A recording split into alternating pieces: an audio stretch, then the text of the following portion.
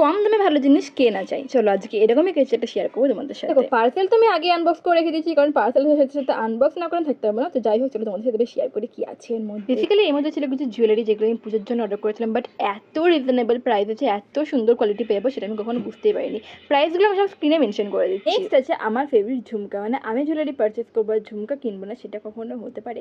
আমার তো একদম অক্সিডেন্টের ঝুমকা খুবই পছন্দ, আর এটার কোয়ালিটিও প্রচন্ড ভালো ছিল, প্রাইস তো স্ক্রিনে মেনশন করাই আছে। নেক্সট একটা মাল্টি কালারের ঝুমকা। আর মাল্টি কালারের জুয়েলারিগুলো আমার খুব ভালো লাগে, কারণ এগুলো সব কিছুর সাথে স্টাইল করা যায়। আমাকে জুয়েলারিগুলো পরে কেমন লাগছে সেটা কিন্তু তোমরা আমাকে কমেন্টে জানিও। দেন ছিল একটা নেক পিস, যেটা কিন্তু স্কার্ট, টপ, শাড়ি, কুর্তি সব কিছুর সাথে ভালো করে স্টাইল করা যাবে। এটার সাথে যে ইয়ারিংটা ছিল সেটা আমার প্রচুর কিউট লেগেছে। তোমাদেরকে বলে দিচ্ছি, এইগুলো কিন্তু আমি সুজাতার থেকে পারচেস করেছি, যার ইনস্টাগ্রাম পেজ আর ফোন নাম্বার দুটো আমি স্ক্রিনে মেনশন করে দিচ্ছি। তাই তোমরা ওর আইডিটা একবার ভিজিট করো। শুধু এই জুয়েলারিগুলো নয়, ওর অ্যাকাউন্টে আরো সুন্দর সুন্দর, খুবই সুন্দর সুন্দর জুয়েলারি আছে। আর ও কিন্তু পাইকারি বিজনেস করে, তার ওর কাছে প্রাইস কিন্তু খুবই কম জিনিসের। তোমরা ওকে ডিএম করতে পারো বা একদম